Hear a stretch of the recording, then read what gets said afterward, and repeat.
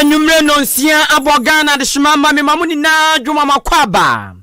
Eba Ahenkan 93.3 FM so. Otwedi amponyankopo bese adom ne ndie mu. Ene ne hihye mu na akokɔ bi onya premani. Na ompa asam no. Saa bre wape ba bi de ne ti ato aka ne man na awura na se. Edna tabu Kasiebo tu wo so. Na akokɔ e premani de ezie kɔ hɛ no nam ozosom. Na akokɔ mpɛ no asam kɔ akɔda yi. Ensema dura asisi ya yen dumemene da anwumre bia de esi nanu dwada besi ne fiada so enti na otwe mu de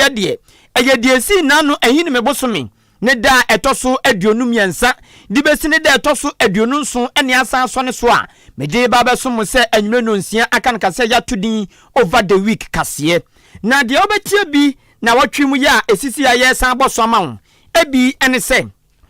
otumfo se tutu ekasa tie ahemfo a sikadie aye womu dentiama ne ato wom adwen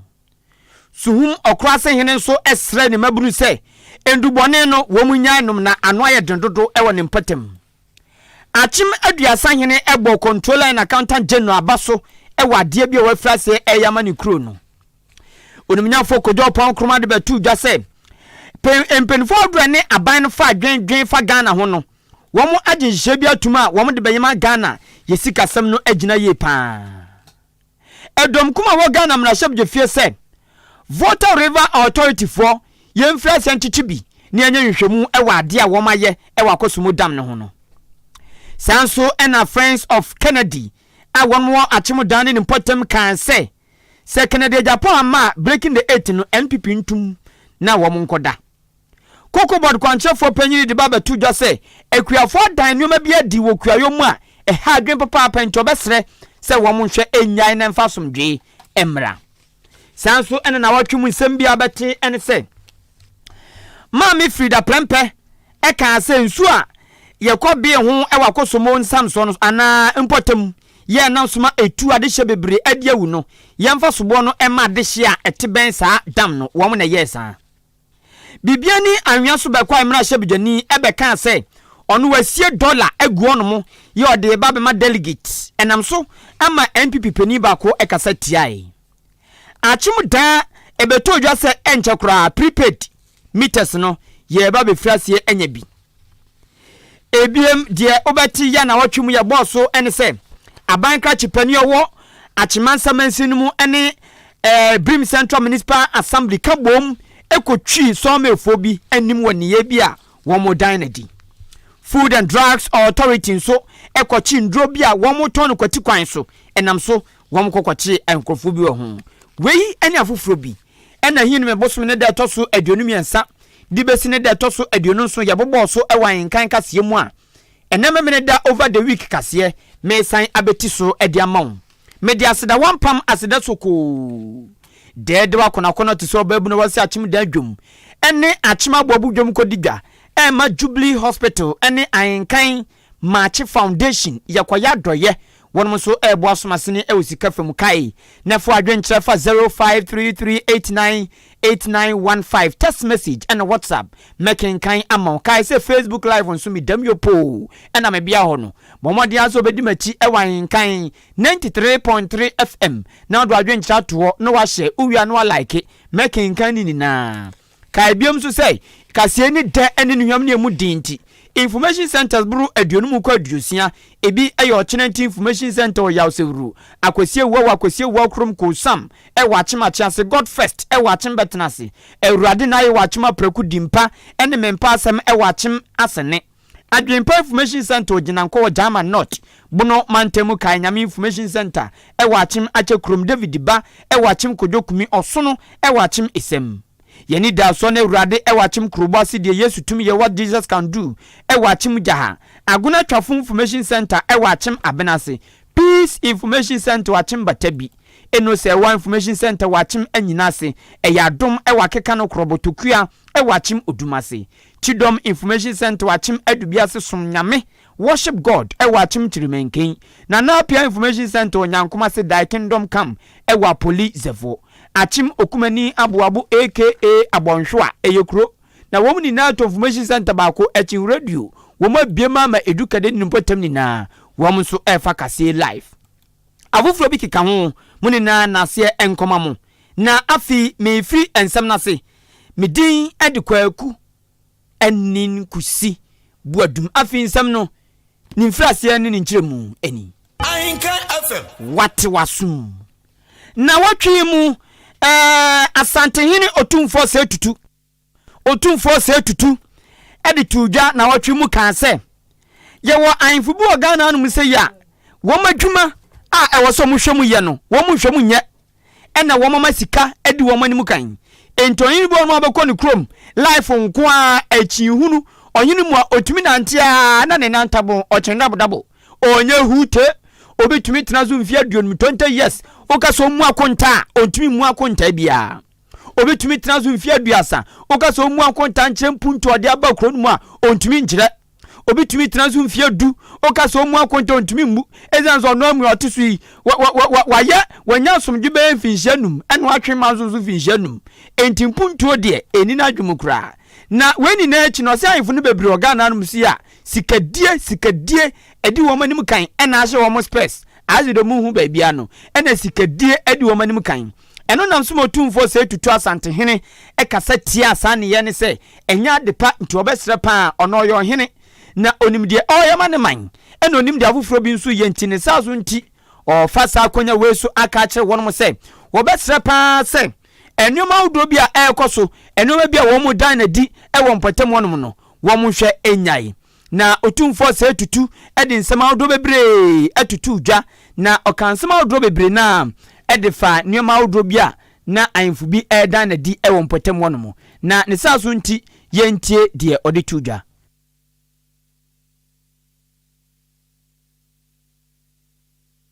Ahenkan FM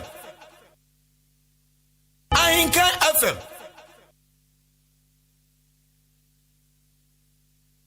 Ahenkan FM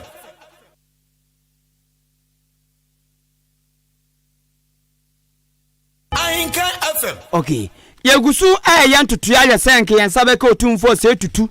ne no nanka yabo edi amawo nanso bibinti yentumi anya ne no na yegusu yese yebenya otumfo se tutu ene no nanka yedi amawo enti na otwimu okasai pa etu ahemfo bifo se sikadia edi womanim kan no wo mo hwe enyai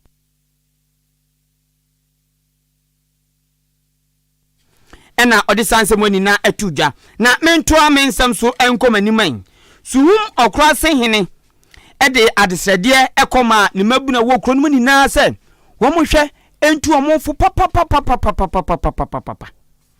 na barima amwako kokra buame o chese emabuna wo suhum okrase awurade nyankopon enzo buwa kase buwan kase petim oba pa na se ne mamu ibi enya ayipa eya womanya enuboni bi nese womonoma awurade nyasem ketwa obi tumi di wi hye nsantam na obekono atwoke a ochense de otika mu twa 7 no otwini mi no opugu wiem no wom na aka bi na wiem ebobrei asakra no ento otrese saa ne na ne maburu ni bi eda na di ewo na asase so no wom hwenyai suhum okrase hene sei enubone enwudwadie ene nonom ene nefa adoso dodo ewo kro no mu ne saaso nti obesre papa se wo mo hwe entwe omo ho na wo mo nya sandubone omfa afosuhum okrase ne nimpotem no esanse ya ade bia ochikura eti bebre won de ndronum ana pebo fun ana sati enwayai ejem national bodi rubone asemo hwase no munya maye esa se yefiwa mo ana bebesi enem na sabre no wo hwe wanim ana ni badua enwa eji koto sere bebre mo hwe na mo nwaye na munya rubone no na kwai ankasa ye mame owo abrompon ajebia ana hima mo fuja wori tu maba no fo se mpiro yi se wakasa che maba wana ne nyame adom abrase kakra nyame hye obebre wo fuja wode ma maba nyame ka bi ebre se nyame ya doma na sie ye ba beto aba yes some bebre mo mo be jira se odi ye ne mono enye ntoko ana kem didie obi bia mo ma de so be hye no so nya obetuma ye ma oman no no kan fe na ato asum nipa amoti so kasei eyesuhum okrase hene berema amwakoko kura aboame ena moti so tu ni mabunufo ekasa tia nubone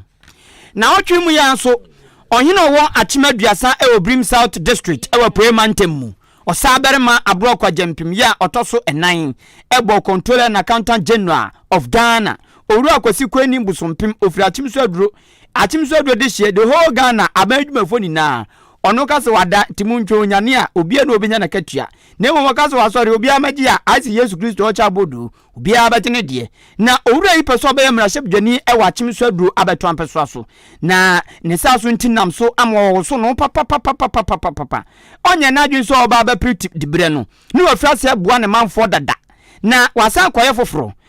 ya wakwakoye e ya achimaduasa odi aso akobọ fom pine besi abefo ajanabia e de amade hyewo achim aduasa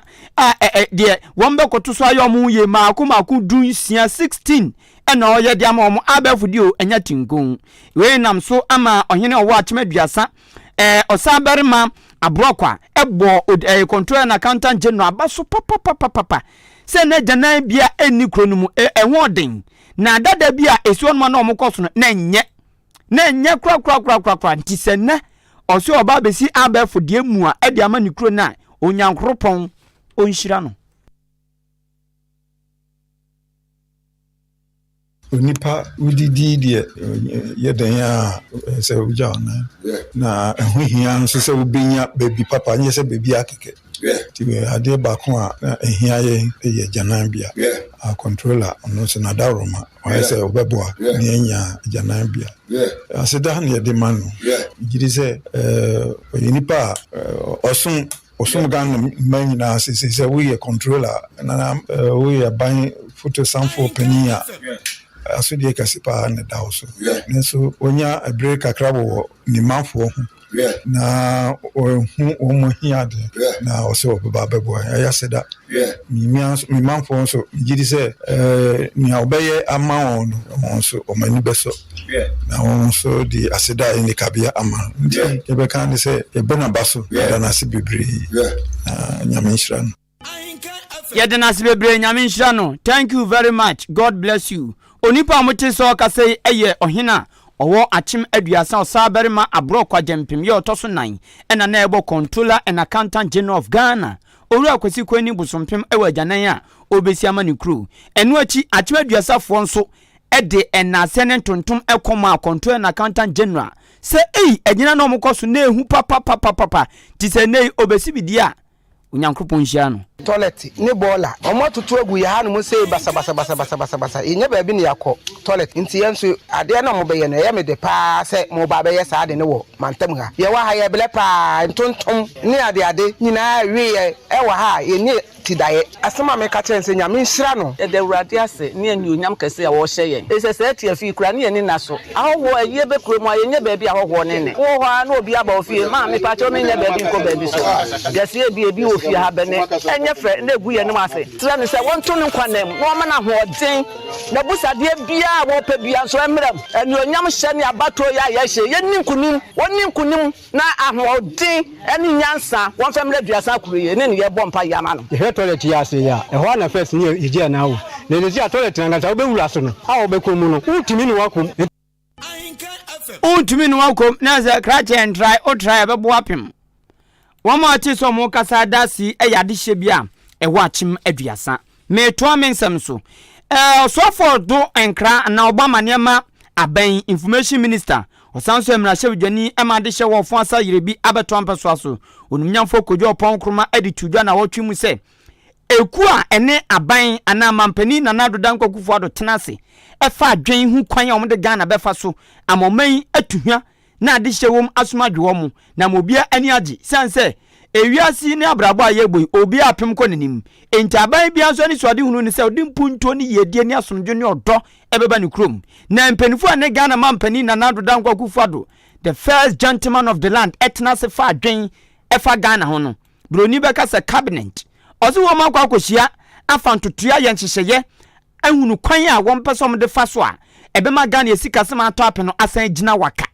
na saa nchese na wo mo ene enwoma odom de agu akwan mu de on pesom ye ene de o masusu bibia awie no osinyame adom saa ekuo no agye atum. We are also trying to, as a result of that, bring some more spending controls. That means that we are going to be tightly spending within the revenue limits of the country. If we don't have revenue for it, we are not going necessarily to be, for whatever expediency reasons, whether it's boring or whatever, working to try to meet it. Cabinet has resolved that, despite the fact that 2024 is an election year, focus should be on, one, ensuring that we're able to consolidate the stability, bring inflation further down, ensure that depreciation of the currency is held in abeyance. These are the focal points, as against the traditional view that has been that election year, spend more, introduce new projects with the hope that you're going to win the elections. Cabinet is of the view that the best legacy for the Ghanaian economy is ensuring that the stability is entrenched, inflation is brought further down, depreciation of the currency is further arrested. And so that is the focus that Cabinet has approved for the 2024 fiscal year. Onipa moti so akasei ayonumnyamfo kojo pon kruma mrahye bidwani ma de hia ewo fansa yerebi ono nso ena egbo amane ema aban no na watwemu domkuma wo Ghana mrahye bidwefie eyensamtwofo nhyiamu kan se ehini mebosum ne da etoso dunum ena Volta River Authority VRA wo na asutade a ema Ghana nyinama hoden ayefe no akosomo dam no wo na hweso etoto nuama sanso mo anya obi obetoto nuama ebetumi aginsem na wo tena sedi hunu se nuama bi koso ho a wo man hwan di udwuma ebe ha dwen ene se na afi yesi mu enso ya fi enyina home aza kwara bone oya ti sana ya ne saso nti ama enso no ayamabuso aburu baby o se duru eburu sukura na ekekako baby a ehu nti se wo man mbu bi ama na mfrima na so ante a edi asembeba ne saso nti ehinu mbosome ne da etoso du 9 edunum abusum weyemu ena Volta River Authority foko be ho na wo mo be ho mpo na awurade e brabehwe mansini makomakom yensa awo framantem wo mo kan awiamu ama di asankese aba nipa babru empim du 10,000 ena atutu afiafie ma wo munya baabi nda wo munya baabi ntina wo munya baabi nko school asore mbo mutumi nko bi aya asama asia en anoden papa ewo framantem enam akosumo dama wo mko be ho no eno nam suma domkuma aba no dani Dr. Keso atoba force nkyerese de asiwa akosomo no ewose ye chi Volta River Authority adwumafo ni bi ena biem adwumakoni ni na aban frase enye hwehwemu doko ewom processes of instituting a probe into this matter immediately. We also believe that the VRA, the Volta River Authority, has not been proactive. After causing this man-made disaster, their donation is coming in trickles. A strong institution as Volta River Authority should have done better than what they are doing. And we urge them to also start as soon as we have Sagleme sitting idle. The government must ensure that they house the people of these 11 affected constituencies properly. Onipa amoti so akasei ayonumnyamfo Dr. Atoba Forcing ono na yedom kuma no ba no dani ewo mrahye bidwefie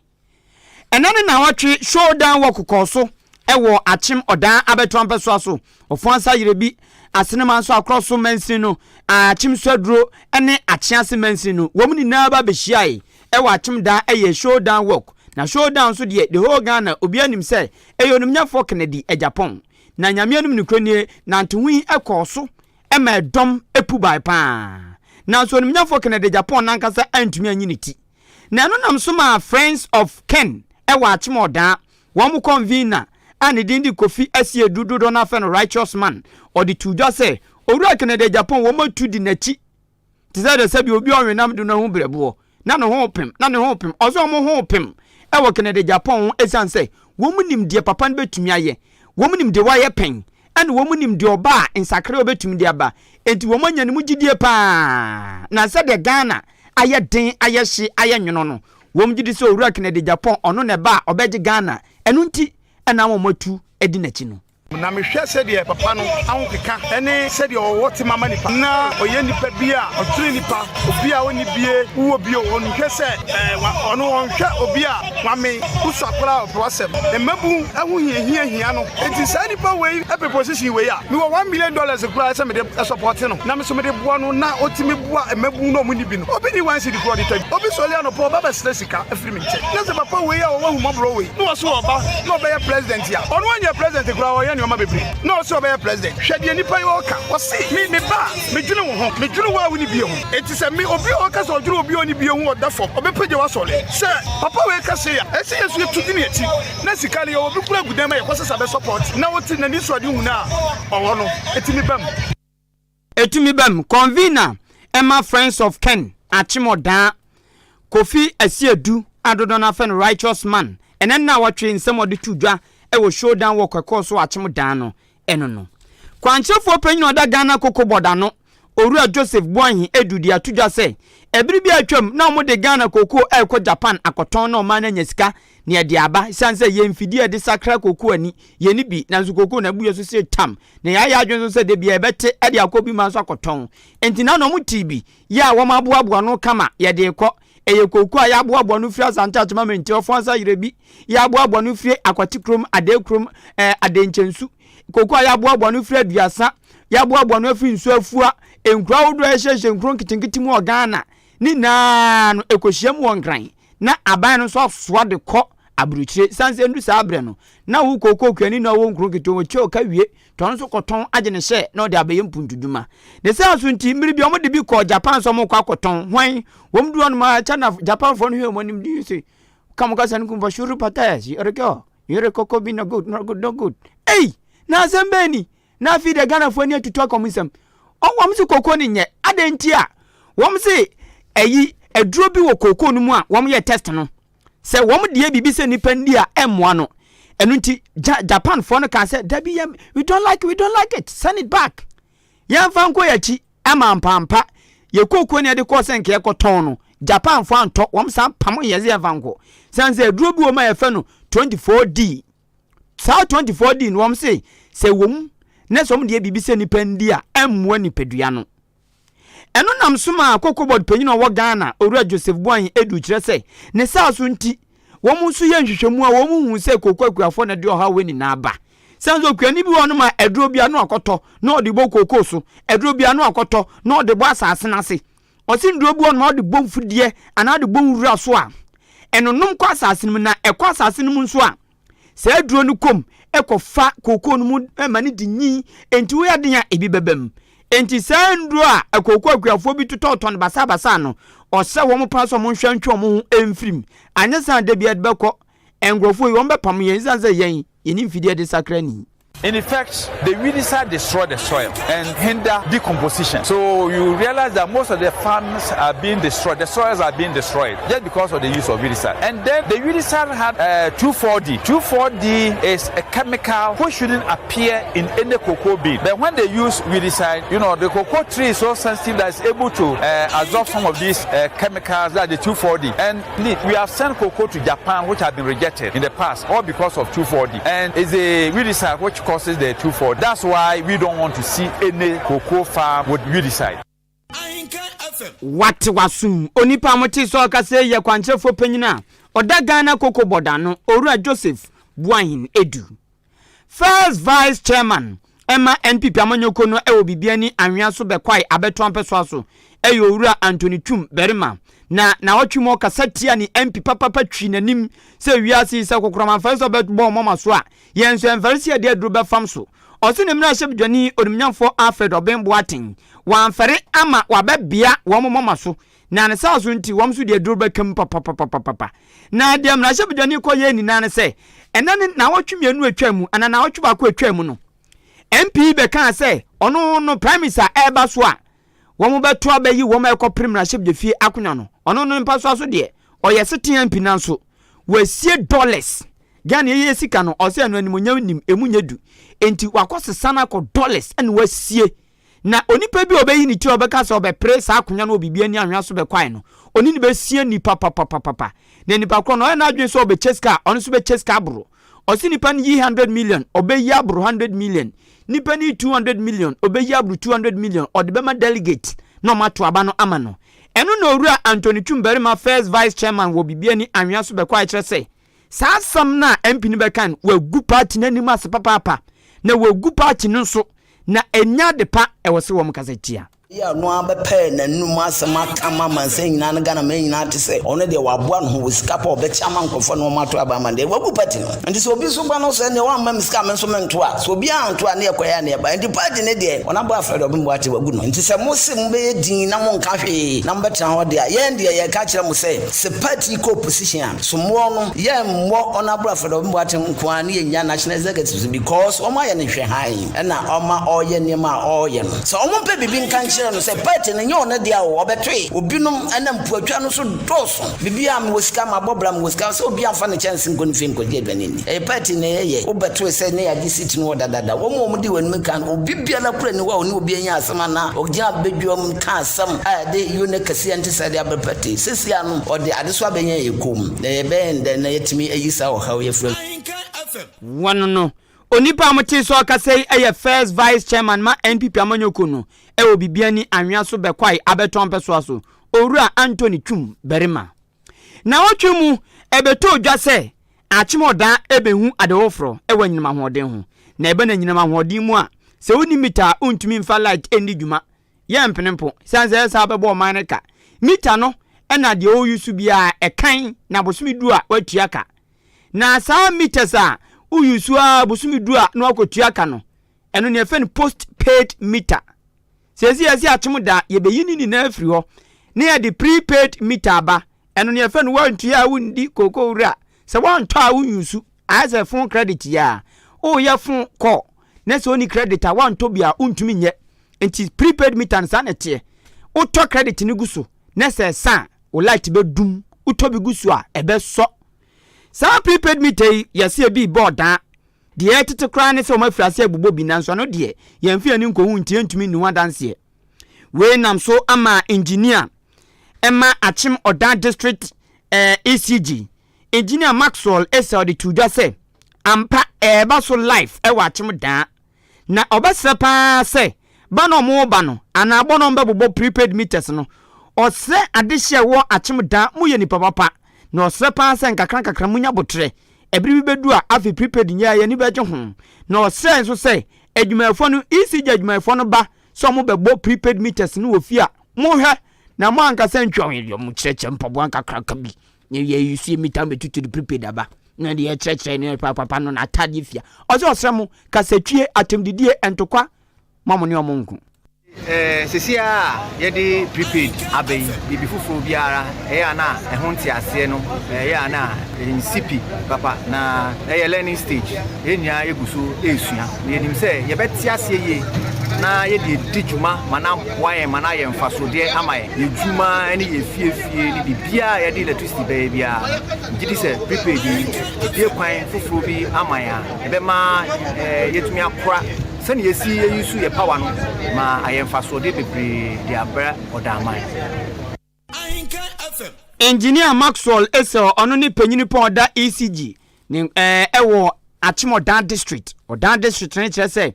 ofansa yirebi asenema nso akroso achiase sodo wo munina panyini na hweso se manager engineer Maxwell esa ona motene no na prepaid ya okabatu dwa se beba so Achim Odan ho bebobo no enam so ma adehye bia wa Achim Odan so eche wo madwen fa ho simple kra any say what aguso one abehwe onyoma uyusu ni ye esa no atobi aguso we nya say bosome miensa e de beli abla no akọ ho eye good idea etimi mi fie ma change ni nyina says na o ma be change ama me nto dan fo mom ne nsom ne change no nya say obi ba o so be change no wade say ya woni de be ko eye adwuma pa no mo de abla yen sisie bia ni nti mom ran support electricity for no mo nya adwuma pa etimi cheche mu no abi se mi na from one kind other place mu su be say very good economical because what we use then I say we active we how we use that bit na so we be for the month and after we be for 2 weeks aka let me watch for packet so because we how e be abosu we give pay say it we pay my 1,000 at least more after that and I say how is the use for electricity we adehye bia wa Achim Odan wo madwen kire efa prepaid meters a womo edeba achim odan ne ho Achimasa District Chief Executive Kwanchefo Penyina na Abanka Chipenia owo Achimasa Mansin mu onumnyafo Paul Asamoah Jima na watwi mu one Abanka Chipenia owo Brim Central Municipal Assembly onumnyafo Victoria Adu eka bom esimu pam ko achim da ene ofansa yebi kwantempon no so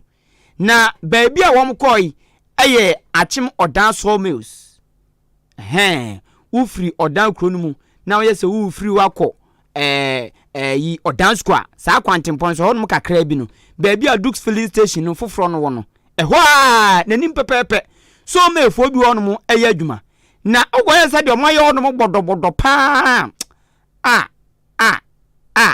avreho aniwu so ma adwuma na omo ye no se hu so mo hyada huru nsuo ni anhwa ho obi ntumi nkyere honum aye gbodobodo ena kaase nso efem ne so mu si asphalt ne so kota ne so a na atete ne de abejam afra kwan no ekoba ne sa animdifo ma ya te asese ema ekwan no magunu na ho den te kofom ekwan mpo first coat ye wo mo pem so mbegu second coat egu third coat na ye classic road ena mo afra se de anhwa ehunu ni anhwa ni nzu ehunu ni enu na DC onumnyafo Paul Asamoah ne Mami Victoria Du esimu pam ko hwa na epani wo osmnya ntimu amoye sa de we etemsen ozentie ye ozen na mo hwe nyai aya sa pa ne ehu se mugusu de we ya nya de a ye ne wo be ko na wo gon so kura ye nti asma owura Paul Asamoah Jima a ohun sa de we okofre Mami Abanka Chipani na sika se mbanya kwa akwa we if you fancy be do odan meni ono bo konkroma they afema ansa na kwa we nya first coat ya ye bo model say the second coat ni third coat abeto so a activities of some operators are omodi atachaba takwa ne mu warning upon warning me ya this security committee meet na ma say security ko nyina de ma ba ha no na me mo warning say me mo there's an 8 days I one some person who atache bia and me ya report at the command road minister and the regional minister na omo nyina me notify na bonny afofo yi eya wa ha and as this is security council we nyina security issue because the okwanye na say BBC was serious implication on your security we eya Abanka Chipani owo Achimansa Mansini ni mu onumnyafo Paul Asamoah Jima na otwi mu atoye atifido mantemu Western North Region Food and Drugs Authority ni nkrabata wo FDA fo ene Ghana Police Service kabom tisa akrafo mo kabuma ko brimbe ma baako na adwuma mudi ye ne se wom kochi nipa nan bi ewo Western North Region bia ye fe no akura ye fe no sahwi bekwai womu dwakasiem wom kochi nipa nan enkru free ho na ade wom koye ne se FDA fo se wom ahu se endrubone ana endru a ye ton a FDA fo nim ho hwe omamu obi ama wom tumi krata obi anji ntumi se duro ye ana enye na so mo ton ewo kukuam enu na FDA fo nya entete ho a wo mu di o mu tente kakra mo di police fo kan ho a wo mko do ani pankron na o chese ukon Western North Region se hwibekwai main marketer se adwadie no ekoso papa ozo mutumi ton eduro efe no ekikimi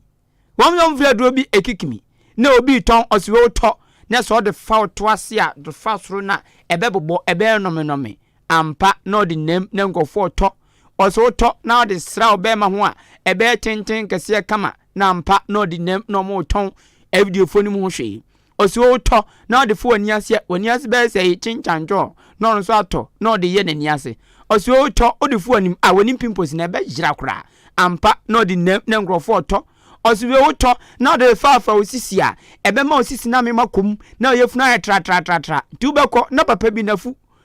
ye wi asade yetini no akoto osem de obetumi asra be enviedu na nafu no ntwenda fdf fo ni ho hwe obu on ma beko na pempa mu ba na nkofo di ndro nam oso woto de fo pempa ma ebefu sisi a de ya kra ne se bonse nkofo emfiri Ghana ebi firi Togo Benin ene amaudro bi so wo mu ni na banya kwan etondro we bi oso ma baba man madam ntumi ntwa ontro tobi abama oto wabaya kase kama bema fine obedada wa no ato omzi sendo weni na bebre na wo mo ton sahwi bekwai main marketer FDA foni ho hwe na etiamra eyadubone nsonso enu nti na mo mtu sa na mo no penyina oda FDA kona no ewo Western North Region owura Albert Ankuma ene nsem twofo di nkomo Food and Drugs Authority and Ghana Police Service for Yekaya Hubomu Echo Bequire Market Echo Ye Ijmo FDA Beka say Echo Market Soup say ye market ni momo peddling dro say obi esundro equichin obi wondro and a bag mudi quichin obi ashishe ndro ewo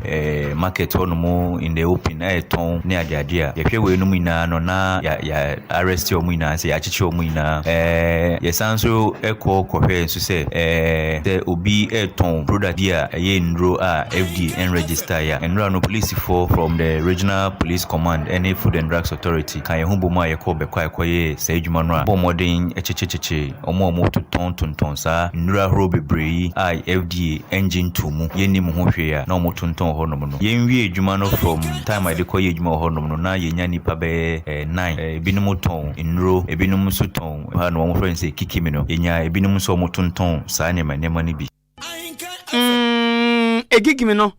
yese ade a aisa asra yedugu anum ene yedugu anum ayenkasa abo akawa yenkasa bibia ede na eyo yenkasa yedin se de bi ebe boostu nto obi tumi dugu nanum obeko no gina kwa no ye adwuma stop wait come go no edin ongasa obeko no obi tia so dem din se na ekikimi gunanum enti otisi dwom paazo osa eho na be nwa sabone ekikiri sanzan so ye pena abu wani so na ye woni ma hejeja ti sakraman buafu na ye woni ma jejejejejeja tekikimi no titru ye se ekoso papa ewo Western North region penyino kasa ye penyino da FDA kona no ewo Western North region owura Albert Ankuma me ka wo se wasugusu ya wutie over the week kase ewo what wasum Momodi asa do adwen kyerebe fa 0533898915 0533898915 text message and na WhatsApp making kan amount kai say Facebook live nso DJ Spiking adaroma odima tumyopo ma gemela course me down ma do adwen kyerebe gua making kan ma no a kyerebe wa like uwia no a share na obi nso anya bi ahwe mento asoi Achim abu assemblyman onimnyafo Emmanuel Apia Kubi aka Amokachi din abo no afno huru oni ni committee members ene nananom atrankonya wo achim abobu krodua mu ede amanjuma hihye so a na nya semketoa na amanjuma ni nnan se wom kosiesie kwan a efri aboabo kwantempo no eko aboabo ayarsabia onom sanse na nya kura onimnyafo Amokachi assemblyman kyerese na kwan bia so penfo mpo bibi ya no nese de ne ba achaka ni gina na nipa so num kakra na kodu ayarsabia ho enam kwan na nyene nti sa aban di nduro ba se yamfa mra boabo aban ayarsabia nhwa de hye wa ha ka ni ntumi nko sansa no aso nya boabo nko de ni wom eso nti ka ni ntumi nko oso ko obomini no apaka sikwan ho na ma san ko han ka foforo abefanduru no e de akwa ayarsabia ho enam kwan na nyene nti chese nyoma ekwan wedi nkrofo bi fa so no enya de pa ni sa so nti wo mo yese kosise won benya kwane papam no e wo som so anu kakra enu nti na ma won bo de wuro kwanko bi ahia ye kwakoya mandwuma asiesi aboabo kwan akọ ayarsabia ono ye kosiesie so kakra enu nti no mtu saa anamo no na onimnyamfo Emmanuel Apia Kubi assemblyman de okan ye e wo honi yehun se nea ye hospital and say ye health center kwan city na nye sabi o yarefo crowd na ba say na eden nti ye say na ye be amandwuma o hwe adwuma na machine na say ye but we need a stop guard ye dia ye say na be cars na betumi afafa ekwan no so kakaka nti me committee ene nananam say ye be amandwuma ye dia siesie ekwan no so nti de ohun ye no amandwuma na bia na ye ye dia siesie ekwan no so kakaka in fact nipa no na de ne pese eba no enye saa dodo no na eba but enye saa dodo no ene ba ye onimnyamfo Emmanuel Apia Kubi assemblyman ma aboabo electoral area ne ena mutiyi na aboabo fo kro ya na hotwe mu edeto Ahenkan news anim ni se na be break akra ne nyoma bi koso aboabo kro duan mo mani nyo so mu nim se de Yesu Kristo ka se ewiase ne be ko na wie ya we besi no wo ma ante kro no bebrisa na nso aza aboabo de kro no na ni tedodo ne sa so nti wo mo se efiti na ekoi owufo bi a onim se oba ensa ha no na wankasa nche ne se oyefo ye no na okofo bia de no mo chini se hwi won be ma na so aye hye papa nya de a won de ne ho be che ne fa hudie bia ni obim fa che me bia ni obim enwoburo bia ni obim ti aboabufo bu afu pa se akronfo na moyi muti efun men a munya somdwe wiade wa aboabo krodua mu anum se no wo mo ka che mu plain say man hwe nyai antwum amfiri krono no mu a nya de wo chimo a fitina akoi wo mo de mo ho ebeche mu biem na aboabofo de bufuo e kasa kire say nansen hono ma no bi silver yira no bi konkwa yira no bi we tituru ni ya ejade nuama no yira papa sa na wo mo se gaw for aba kromiya ya wo mo bo de brusu nche hono mo a wo mo totɔ alomi enti sa alomi fo aba kromiya dia na se automatic wo se alomi akronfo eyi omuti eye adwumaden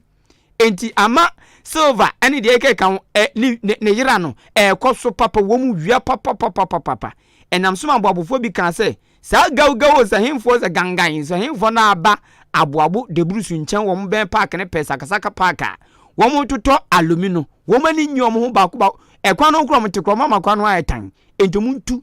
emfiri wono mo papa krono de me kwa me fam de se so mu pa de ni kwan se ye de ho chew bi se se o adwuma ma o ye adwuma na obi aba ofi abewia o ne ma na obepon adwuma obekọ na obekọ na buruburo sa tan de epe no se emrantie no a onwo kro de mu onwo hwe ohun yi pa ne se so bi mu a ye fa ne ho nche no awofo no onkasa nchira ho ba krono no ma fam kwa de nipa no ye chi na am se last ye se obi ko wi atase bi wo South Kansas Peace Town ye boni panidin no matese ya say you can say omo hu omo a omo etwetwa wayese no enti ese omo so yetimi bo omo din na yetimi ni safo ye de omo fa emra ekwan so se na be ya obi so ebetu no hufu na ne ya salvation penny ba ko akwa omo akọ wi na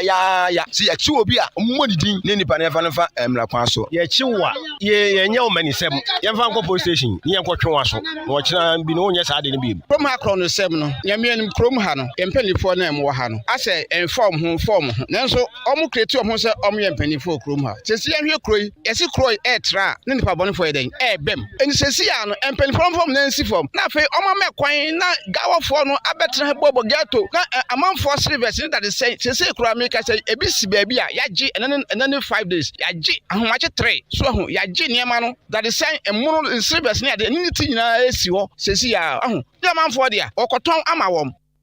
ahomache 3 o wia silver na de ya mo akwanche kura say yanka obesoro ahomache 3 di say adwuma wi ti aboabufo bi na de abufuo kasa say krono bebrebe no wo mo hwe enyai enu achi unit committee chairman na be de akire e wa achema aboabo onimnyamfo kofia sokunso ebo akronfo no koko sese no mmra na ekono ye chi obi a nyame sie nka no kure ye ye se oye kromani ne ye gya no ohoho de ye nkyene ne yemfa no kɔ na se ye nyeri no se aban nya no oye kromani now me kofia soku na meka se ye chi obi na se ukowie obi ade a yemfa ho nkyɛw nyame sie nka no kure ye ya firi tititi ye nananom tamwa ye beto wo no kromani o wonde ye nya no no ohoho de wonde de yemfa no nwa nanka but ye chi wa now yemfa ho nkyɛw enti wo so bɔ krono no ye sere wo ye kromafo nyai na no mia mi fie wo bi behuri mahu omo ye kromafo ka me kɔ ne papa ne na bushia ho no makoka me kan ya no panyi bi sɛ ye ntwɛn kakra na no no abɛkye wom sɛ what yase ye enti ama majai but now no me wotuo I'm telling you honestly matter me fa ho nkyɛw sɛ wo so wo betra sɛ wo bewia me a me ka ma kromafo omo ye kromafo omo ba ho no sɛbe ye si fie no wie no matter wo yesia be 250 million omo twe ne nyina na mo amudi sɛ adwuma wi adan competition kura na mo kwa ngamba wi ade fufu sa onimnyamfo kofi asoku unit committee chairman abedi akire wa achema aboabo electoral area ne na futu sem ne kokosem na odi tu dwa no me gina we sunu matonkra aba me ba me kɔ achem nsuafua new town wom so na wotwemu wom diawreho pa Jubilee Hospital so yade tutumirika branakache na ohaw bi a wo so yade bia nko ye wo widie no mu no obehwe atu ase kama amaw yade ye wo nipadua no mu anade wo hunam nani me pacho wo ba penfo ope bia ye surgery eden pa na ope so ye test o hwe omogya mu o hwe odwunso mu o hwe onfifire mu entesio mu bibia abra ho won be test na kama amaw eye clinic wonti wani aprunsuo eyimpe untumi hwe light untumi hwe awia fako Jubilee Hospital na womun hwe embo ho ban ma wo eni de is your light wani bope esumaduru na afi esichia de ni mojabroso nso ha adwen de ngrofo to nanan mo se de nanso manu mo hu ebinom ya asoɔden wo mu hu yo mo ntu anamon ebinom so ahu ni ntem wo mu hu na de mo sen timpato so hu se diabetes asitia de uobi ana mojaboroso uobi a entena ho fako Jubilee Hospital won bema etu atwa ama okra said ye see ade wa hyese bi wa wieye wo de yare bi ekoso wedie no fako Jubilee won bema wo na wieye e wo no mo a canteen e wo ho insurance nso eye adwuma ebia wo mo je aboabode ko achim dan kwantempon so amantransam so no nchempe na Jubilee Hospital ewo obefre 0244 575799 0244 575799 and 0241 784 645 0241 784 645 only Jubilee Hospital ndinsa so number no perceive oba hu so ogbo wana se wana ogbo na nya no ma nya nipa dia utumi frɛ hello ma mines papa security papa doctor me ba no ogbo wa bi na emi hu pa me fa ne mra na me nen osifa no bra na ordinance nti number ne save bibia ni na wonte ase afrɛ wo mo enipa ya de nti eno mo ho won behwe aboawo Marching Foundation Ahenkan FM Marching Foundation nyame bu adwada ye kwakoya doye ama yawseru basic school a esi achim kodokumi asase so ewo Brim South District ewo Poemantem nyame bu adwada Marching Foundation na nu ya ye pawon toma no mo ye befrase ye yado ye dikan kura entimi pa wo chew adwada ewo achim kodokumi eho beye butu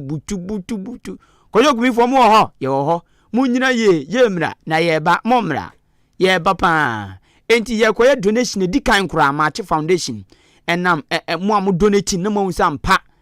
foundation aba na no botae so pa mo am donate na so nyame nhira mo nko so donate ne anya dodo na sanza kakra na bontoa me pa cho adwada 30th October na dwumedi no bekoso ewa achim kojo kumi kai hye no so se echichi ni benche ba bia obia fodo bebodom ne na yenkota dwumedi na chi na enye fe yenche ema ne nya akono bibia ni na wonte ase afre 0543 350 934 0543 350 934 na woni Ahenkan Marching Foundation woni yendinsa woso na de wonte ase bia yenchire ma abusua meka wo se wasuguso ya wutie over the week kase 1000 ewo Ahenkan FM wati wasum na watwe mu yamane boni kwabena Akim etonkra free achim nsuafo New Town eyekura ewo asenema nso across mansini mu ewo Poemantem nana kromafo no asem nyina ne se kura wo mutim enipa egum awo mawo ensu omonom eduanu mu di nyina no so obi yefu ka no obi tipa no obi mfika no ana obi wufufro saa nyuma ni nyina obi wododo no bibi nkoye nipaduan ho a wo mu ni obi omusu kire no wo mu ni aya asabia ene asi enti mutia no mse muhu na sini ode ya ahye na sumu hwe nipa da osida bi muhu dan a yede stickers atartar ho e chese aya asabia de muhu bi da osida bi ehu bi da ye be hu akire tukwan ana enti mu yare amoye ndɛn omse an wo mo frɛ moto efri achimasubu a na tutom kakra bedu achim nsuafo New Town be fani panako ebi on mabobo ya ntu beba na opemfo butum opemfo no se wo mo fa fura wo mo yefunu ne kase enti oba na opemfo da awobo ye no munmu na wo chimbo areho papa enti abobo ya ne ba be fa pemfo na etumi munmu na de kodu achimasubu a ansa no mahwe no esan sa yarasa bia ebe soso wo mo yade ano wo mo ni bi eno mo de ti achim nsuafu aho ozo mbetena krom ho no mfinhye bebreni ebi ma ho no mo da nto mo sre aban ni mia nani MP DC mo ntotom ho mo nkeka mo ho na mo mabie o de chip compound kakra bi wa achim nsuafu New Town ma wo mo se de be ya yade ebu obi putupuru a wo mbetumi aso ano ansana wo mo de na kokesiem ama yahwe no ade aye hia wa apa ye clinic so bi yare na ye de na kwa aya ye mobo se ekwan na so nye ansa obefre moto na abobo ya bebeduan na ade ebe ye nipa akono na aye famocho wonya mombo aye o ye kwan no ene ye clinic no na mombo aye pan titire ya pinfompo romia obi nyimpo na wo kan no kwa aye ye mobo clinic teachers bungalow eno important ade a ehia ye wa apa serious bibia tumi si yare kwan so ewe numere sa ebi eba sa ji se ye frɛ ka frɛ subo ansa na obefa yarefo no e de akọ na mbo se ben ya wade a first aid de beto edina akọ di so efu a ye hawa ni se ye hia clinic e to de bi na se ye yale kula ansa na obekọ hospital no kula na obekọ kodu na nipa no kula de be na ye na ewie ye hia clinic se mpo awo ka obi a ana se obi yale anajo kra mpa obi ni ye muka no kra ye be fra moto ana se ka mpo nu ehun ye din mayen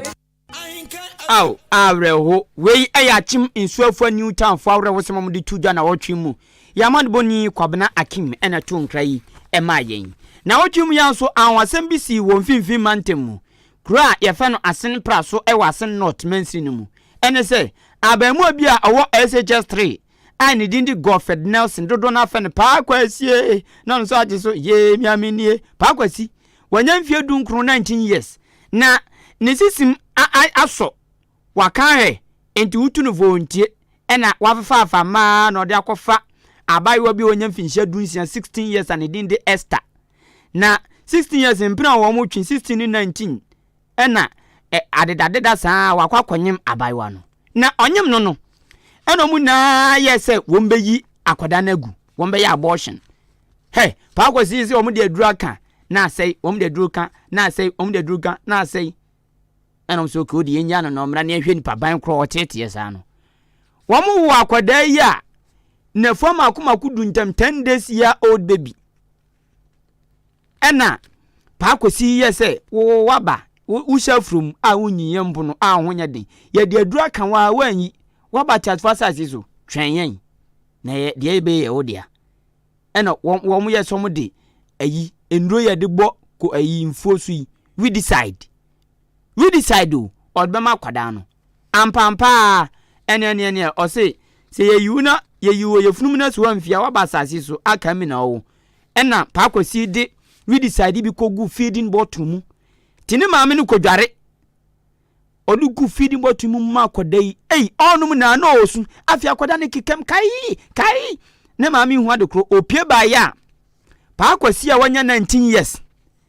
ede aduro we decide ama ono an yemu ba wanya enefu amakumakudu 1 week 3 days ode makwada no ehwa no mtabiri no pakampaka yaresabia na pakwasi ne nana bema ayefe no owura kwaku akon ene yaman boni ohene ba nyame do kwamya dex edi nkomo wi ye ne de onye bibia nti me ba na mbisa no se sa Friday na no pa no na boy ni ofie ho no no okwa kudware na ode akora na koto da nti o ha obo wan se boy na betwe ne kon abehwe nanim o adwae o ha na boy na betwe na no hu ande koro tibro no odware wi o ba ye no na sa akora no dada mu a na no ma ehuro ni ase off ama boss se na ho na ma ne mo mbehwe ye to mbehwe ye no na ye no kora se boy no omuhu se ifio no omuhu se boy na fa grandma zo no biesu a ceiling white na one or the prego eti esa anti otie mu wi no de koma akala te bla me ba ne ba na akala no tunde no de amane wi keto ande na afi na ya won mu wanya 1 week 2 days owura kwaku akon eye pa kwasi wanya 19 years ode adu akoma no an yem ba wanya nafua makomakudu a okuno ne nana ena mote se o kasei bempem komani man na wotwu Ahenkan business news tisi monte so kohwe se de adwade etie na wotwu bia ne de ani ehwe di hu nkomo na wotwu mu ye se ye behwe se de pragiafo se de moagi mu din wo Ghana ha na nso mu ni tumikrata mu ye adwuma no adenti na adwuma ye ma mu tumikrata na still mo ye kobusema pragiafo kire se eye adwuma bia eye papa sika wom ye kwa achima chance na kodi sankomu yi sansa chance na mpotam ya pragia wo pa wo mu ye adwuma na pragiafo yi kire asesa wo mabrabo emudo no na chese aso mabrabo no mo san chese emudo na se wo mu wie SHS no ne adwuma mo beye anse no mo de ato aso mato aso sansa adwuma bia ni ho no mo san so de acha bet na wo mu kire mu se achima chance krodu no town running no wo mu di 2 Ghana cedis so mo fa koko bag a na owe ya onya 13 million ya wo mo fa ba ko mo di 5 Ghana cedis wo mo fa cement bag ba ko a wo mu di 2 Ghana cedis ena afi edu daku bia wo mo yadwuma wo mutumi to petrol 100 cedis eko 150 cedis na eno no wo mutumi di yadwuma nya beye 2.5 2.5 titiska no enemre 250 Ghana cedis ebi tuminya 270 Ghana cedis ebi tuminya 300 Ghana cedis na enumu no nso obeye sales ebi ye 50 Ghana ebi ye 60 Ghana ebi ye 70 Ghana ejina pragya kora utwini na ho odene na ho ofeso afin so omo san kyerem se busumi bia wo ma pragya ne omo dia pragya owners no wo mu tua riders ne ka ejomu di pragya ho adanse e kyere yen pragya business ni kama ba aboa me no credit aboa me because na mo gam shashe metumi ye dwuma sha dwuma me ye no a day week come to man 50 Ghana 1.5 2 million na me no gam sha dwuma de sha me ye dey jai ti me buy no na me be to me wo fani me na top pragya bi ma me a me de ye dwuma na se me won kola tu da show ma metumi de siesie me da mu na eboa pa pragya de eboa se ekromo no bua sika wansi no wansi Sebia ka sebia mame fo no bu amlo wa fo no so musika wa si runtumi ga sa wonyi ho na agene sa ba fe na nkasa de 2 series se me won se me do 18 me ankasa de mama se me wi school pa do beto mo se me wi school ni menya 18 ho wa to mo ankasa na de kwelance bibia ho se mame dia de petrol mutimi to be ebu abe 1.5 etimi de be nimle be 9 or 10 se kire juma be ebu abetimi anya be 2 million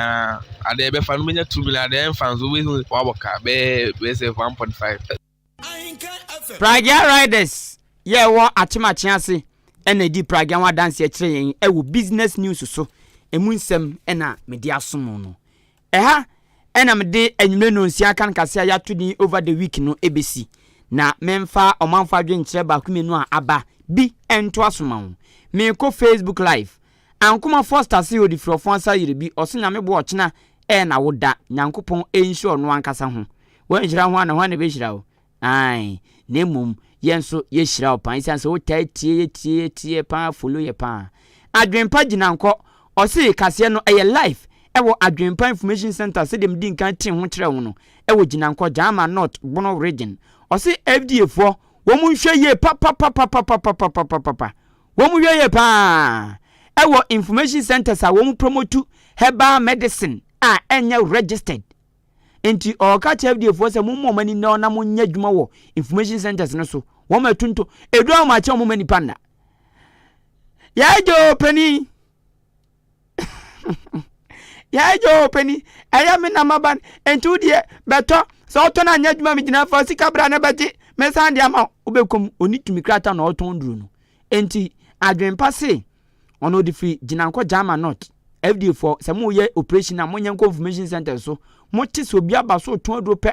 na maduro na makwa kobisan o license won minibi na mate no case close eso kwu inteso o si NPP delegate nyamebua November 4th wo mo to ma Dr. Baumia all the way Shama ba Edna say may NPP may the NPP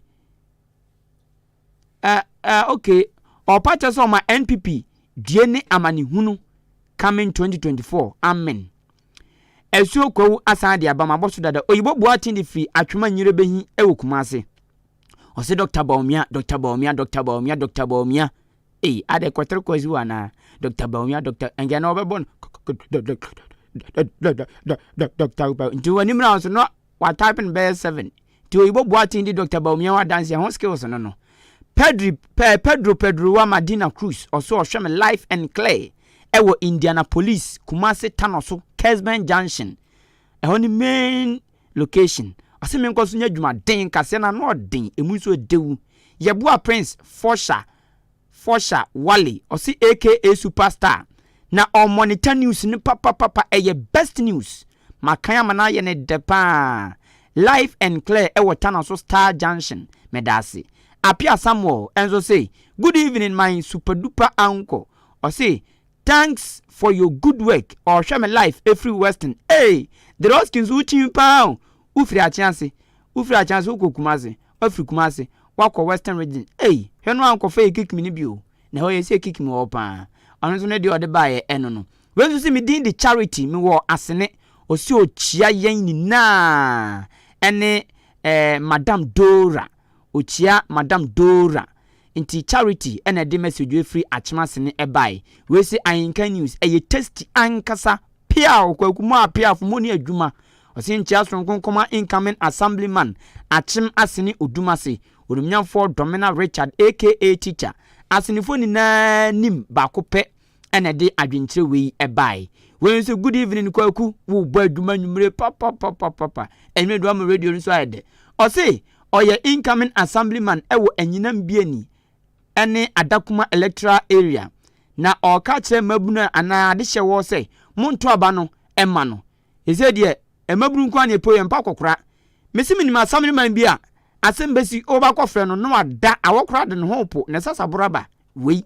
ne nipa ewu a ti ese de assemblyman de yempen kokora yepemamu a enti wei de oye mamu mu mamu a buama oye very strong and energetic guy, young guy ojina so papa onmo friend bia obeba enti enyinam bia ni adakuma electoral area we de masuma montoma buama montoma no action boy now so yefun yo no montoma na de beti paw o say I can confidently say I'm good candidate for the electoral. Okay, the American na okan wa anum say. O say ntia nkoma good people mo bieni enyinem ene adakuma electoral area Peter Mensa anti EK ebusuapeni moja wo fire kwatin muni na bo amase ochiamo mo incoming assemblyman osi ochiamo papa. We message benzu na titintin. Okay, my boss dada. We say wa bieni speaker kuha etie kase no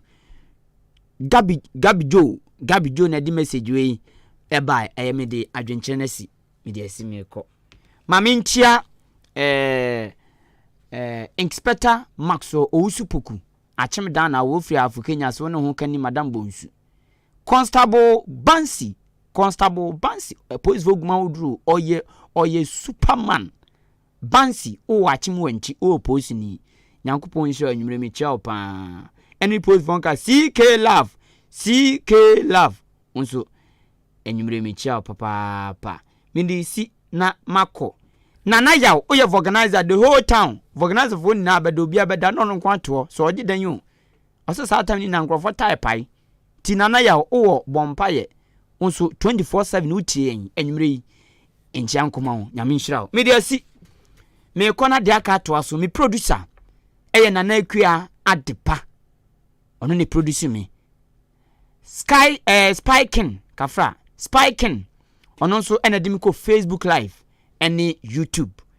enyumre nyame nhira wonso Billyman wageme pa ono nso eye technician on duty me ambekin kind ma wi midin adikwaku enin kusi buadumeko na mikokoko jom koto fish dia prepare me dish semanya bia mitopreku DJ Fish odnyompa beto aso nemum ka se DJ Fish ya nyambo na wotweken oto ne badin e wasene ayi kafra achem da new station esro kakra bi no e ho na ni fiehye e ho na program ne bekoso timu amu yada DJ Fish mu amu yada Ahenkan FM obi bia meboa no ne yen tai yen bofi ono mma ne enye naming ceremony ma ne nye fe entuhua kama e wo ho no mo ti meko medin adikwaku anin kusi buadum Kasiebo na si misi a chia opi me mawumo ni tie